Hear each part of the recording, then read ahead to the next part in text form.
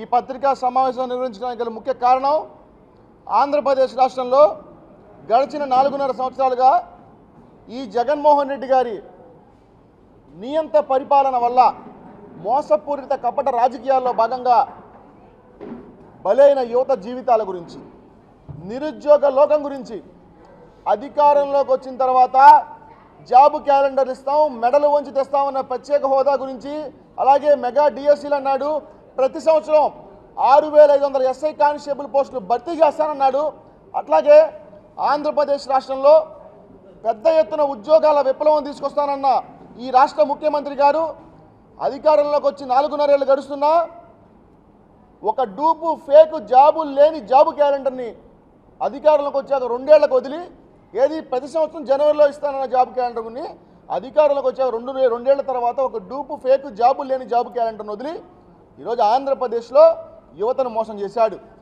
అలాగే నిరుద్యోగులు లైబ్రరీల్లో కళ్ళకు కాయలు కాసేటట్టు ఎదురు చూస్తూ నోటిఫికేషన్ల కోసం, ఉద్యోగాల భర్తీ కోసం, ఖాళీ పోస్టుల భర్తీ కోసం ఎదురు చూసి ఈరోజు పెద్ద ఎత్తున ఆంధ్రప్రదేశ్ రాష్ట్రంలో నిరుద్యోగ లోకం వంచనకు గురైంది. వీళ్ళు చేసిన నోటిఫికేషన్ల జాప్యం, జాబ్ క్యాలెండర్ మెగా డిఎస్సీ లేకపోవటం వల్ల ఆంధ్రప్రదేశ్లో ఈ 4 సంవత్సరాల కాలంలో, అంటే ఈ 6 నెలలు కాదు, 4 ఏళ్ళు 1,345 మంది యువత నిరుద్యోగులు ఆత్మహత్యలు చేసుకున్నారు ఈ ఆంధ్రప్రదేశ్ రాష్ట్రంలో. కానీ ఈ ప్రభుత్వంలో ఏమాత్రం చలనం కానీ, వాళ్ళ గురించి ఆలోచించడం కానీ లేని పరిస్థితి ఆంధ్రప్రదేశ్ రాష్ట్రంలో ఉంది. మరి అట్లాగే ప్రతి ఏటా భర్తీ చేస్తూ ఉన్న పోస్టుల గురించి ఎక్కడా లేదు, ఊసే లేదు. గతంలో 2,36,000 ఉద్యోగాలు ఉన్నాయన్నారు. మరి ఏదైతే వైకాపా సంస్థ గత హోంమంత్రి గారు అసెంబ్లీ సాక్షిగా 55,000 ఉద్యోగాలు మాత్రమే ఉన్నాయి, 2,30,000 ఉద్యోగాలు అనేది అబద్ధం అని చెప్పారు. అంటే వాళ్ళ హామీలు అబద్ధం అని వాళ్ళే ఒప్పుకున్నారు. కానీ ఈరోజు చూసుకుంటా ఉంటే నిరుద్యోగ లోకాన్ని వంచి రాష్ట్రంలో పరిశ్రమల్ని, పెట్టుబడుల్ని తరిమేసి కమిషన్ల కోసం కక్కుర్తిపడి సాఫ్ట్వేర్ కంపెనీల్ని, హార్డ్వేర్ కంపెనీల్ని, చివరికి జాకీ లాంటి అండర్వేర్ కంపెనీలు కూడా ఎల్లగొట్టిన ఘనత ఈ వైకాపా ప్రభుత్వం ముఖ్యమంత్రిగా దక్కుతూ ఉంటుంది. సందర్భంగా నేను తెలియజేస్తా ఉన్నా. మరి అట్లాగే చూసుకుంటా ఉంటే గత 4 ఏళ్ల కాలంలో 26,400 ప్రభుత్వ ఉద్యోగాల ప్రకటనలు పెండింగ్లో ఉన్నాయి. మొన్నటికి మొన్న చూసుకుంటే ఏదైతే ఈ ఆడుదాం ఆంధ్ర అనే కార్యక్రమం, పూర్వం రాజులు పరిపాలించేటప్పుడు వాళ్ళ యొక్క ఇంట్లో ముఖ్యమైన దినాలు, ఈ రాజుగారి జన్మదినం అప్పుడు ఈ విధంగా ఏదో టోర్నమెంట్లు, క్రికెట్ పోటీలు అంటే ఏదైతే క్రీడల పోటీలు పెడతా ఉంటారు, మనం విన్నాం. మళ్ళీ ఆ రాజరిక పరిపాలనలాగా భావిస్తూ ఈ నెల డిసెంబర్ 21వ తారీఖున ఈ ముఖ్యమంత్రి జగన్మోహన్ రెడ్డి పుట్టినరోజు సందర్భంగా రేపటి నుంచి 15వ తారీఖు నుంచి రాష్ట్రంలో అతిపెద్ద క్రీడా పోటీల పేరుతో ఆడుదాం ఆంధ్ర, ఇది అందరి ఆట పేరుతో జగన్మోహన్ రెడ్డి గారు ఈ కార్యక్రమాలు నిర్వహించుకుంటా ఉన్నాడు. నేను ఒకటే అడుగుతున్నా, ఈ ఆటల పోటీలు ఎప్పుడు పెట్టాలా? వేసవి సమ్మర్ క్యాంపులుగా పెట్టాలా? వేసవి కాలంలో పెడతారు. రేపు తిప్పి కొడితే 2 నెలల్లో ఎన్నికల సంవత్సరంలో ఇంకా ముందే పెడతా ఉంటున్నారు. 10th క్లాస్ పరీక్షలు ఉన్నాయి, ఇంటర్మీడియట్ పరీక్షలు ఉన్నాయి, డిగ్రీ పరీక్షలు ఉన్నాయి. కానీ ఆ పరీక్షలను కూడా లెక్క చేయకుండా, విద్యార్థుల భవిష్యత్తును కూడా దృష్టిలో పెట్టుకోకుండా వాళ్ళ విలువైన సమయాన్ని హరించేందుకు బలవంతపు ఆటలు ఆడిస్తూ ఉన్నాడు. ఈరోజు ఈ సచివాలయ సిబ్బంది ఇళ్లకెళ్ళి ఆడుదాం ఆంధ్రకి స్పందన లేని పక్షంలో కాలేజీ, స్కూల్ పిల్లలను టార్గెట్ చేసి వాళ్ళ యొక్క బలవంతపు రిజిస్ట్రేషన్లు చేపిస్తూ ఉన్నారు. తల్లిదండ్రులు బాధపడుతూ ఉన్నారు, విద్యార్థులు అయోమయానికి గురవుతూ ఉన్నారు. మా పరీక్షల పరిస్థితి ఏం కావాలో ఈ విధంగా ఆడుదాం ఆంధ్ర కార్యక్రమాలు ఆడితే అని చెప్పి.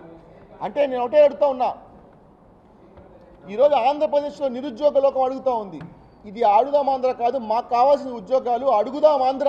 ఇది ఉద్యోగాల వేట, నిరుద్యోగుల మాట పేరుతో మేము కూడా ఈ ప్రభుత్వాన్ని కౌంటర్గా కార్యక్రమాలు చేస్తాం. వీళ్ళు చేసిన ఉద్యోగాల మోసాన్ని ప్రజాక్షేత్రంలో ఎండగడతామని సందర్భంగా నేను తెలియజేస్తా ఉన్నా.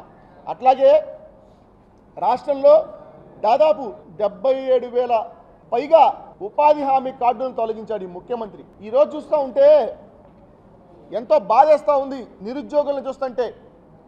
ఈరోజు మీరు ఆడుదాం ఆంధ్ర కార్యక్రమానికి వెచ్చించబోయే బడ్జెట్ 12 కోట్ల రూపాయల ప్రజాధనం కానివ్వండి, పివి సింధు, అంబట్ రాయుడు లాంటి వారిని ప్రమోషన్కి పెట్టుకుని కిట్ల కోసం వెచ్చించబోయే 50 కోట్లు కావచ్చు. ఈ డబ్బులతో రాష్ట్రంలో శిథిలావస్థలో ఉన్న గ్రంథాలయాల్ని బాగు చేయొచ్చు, పుస్తకాలు కొనొచ్చు, మౌలిక వస్తువులు కల్పించవచ్చు. కానీ అదేమీ లేదు. అసలు ఆడుదాం ఆంధ్ర అంటే యువత ఫిట్నెస్గా ఉంటారంట. ఆడుదాం ఆంధ్ర ఆడితే అది ఎప్పుడండి? ప్రతి సంవత్సరం ఆడుదాం ఆంధ్ర కార్యక్రమాలు, క్రికెట్ పోటీలో వివిధ క్రీడా పోటీలు పెడితే యువత ఫిట్నెస్గా ఉంటారని మేము నమ్ముతాం. నువ్వు ఈ 2 నెలల్లో 3 నెలల్లో కూడా ఎన్నికలు వస్తున్న తరుణంలో ఇప్పుడు ఆడుదాం ఆంధ్ర అంటూ మరోసారి యువత ఓట్లకు గాలం వేసేందుకు ఈ ప్రక్రియ మొదలుపెట్టాడని అర్థమవుతూ ఉంది.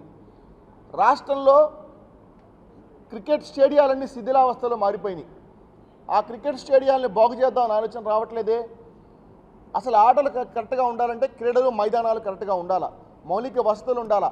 ఈరోజు మంగళగిరిలో అంతర్జాతీయ క్రికెట్ స్టేడియం ఉంది. మంగళగిరిలో అంతర్జాతీయ క్రికెట్ స్టేడియంలో ఇంతవరకు రోడ్లు వేయటం కానీ మౌలిక వసతులు కల్పించడంలో విఫలమైంది ప్రభుత్వం. అక్కడ తుమ్మ చెట్లు పెరిగిపోయి అడవిని తలపిస్తూ ఉంది ఆ స్టేడియం పరిసర ప్రాంతాల్లో. అలాగే గుంటూరులో కాసు బ్రహ్మానంద స్టేడియం పరిస్థితి ఏంటి? శిథిలావస్థకు చేరిపోయి చెరువుల్ని తటాకాలను తరిపిస్తూ ఉంది. అక్కడ అసలు వాకింగ్ చేయడానికి కూడా వాకర్స్ ఇబ్బంది పడతామని మధ్య చెప్తా ఉన్నారు. అలాగే ఎన్టీఆర్ స్టేడియంకి ఇంతవరకు అభివృద్ధి లేదు, గతంలో ప్రభుత్వం చేసిన తప్పితే. నసరావుపేటలో కోడెల సుప్రసాద్ స్టేడియం ఉంది, తెనాలిలో అన్నబతిన్ స్టేడియం ఉంది, అలాగే వివిధ మైదానాలు ఉన్నాయి. కానీ ఈరోజు ఆడుదాం ఆంధ్ర కార్యక్రమానికి మైదానాలు సరిగా లేవు, ఆట స్థలాలు లేకుండా ఎక్కడ ఆడతారు, ఎవరితో ఆడతారు? ఎవరి జీవితాలతో ఆడుకోవటానికి ఈ ఆడుదాం ఆంధ్ర కార్యక్రమాన్ని ఈ ప్రభుత్వాన్ని అడుగుతా ఉన్నా. గత ప్రభుత్వ హయాంలో రాష్ట్రంలో పెట్టుబడులు, పరిశ్రమలు, ఉద్యోగ ఉపాధి అవకాశాలు కల్పించారు. ఉద్యోగాలు రాని వాళ్ళకి నెల 2,000 రూపాయలు నిరుద్యోగ భృతిని 6 లక్షల మందికి కల్పించారు గత ప్రభుత్వంలో చంద్రబాబు నాయుడు గారు.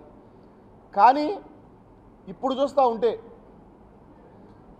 ఆ నిరుద్యోగ భృతి యువనేస్తం పథకాన్ని రద్దు చేశాడు, విదేశీ విద్య పథకాన్ని రద్దు చేశాడు, అన్ని యువత విద్యార్థులకు లబ్ధి చేకూరే పథకాలని రద్దు చేసేసి యువతను ప్రశ్నించకుండా గంజాయి మత్తులో జోగే విధంగా చేశాడు ముఖ్యమంత్రి గారు. అన్నపూర్ణ లాంటి ఆంధ్రప్రదేశ్ని గంజాయి ఆంధ్రప్రదేశ్గా మార్చేసిన ఘనత ఈ వైకాపా ప్రభుత్వానికే దక్కుతుంది.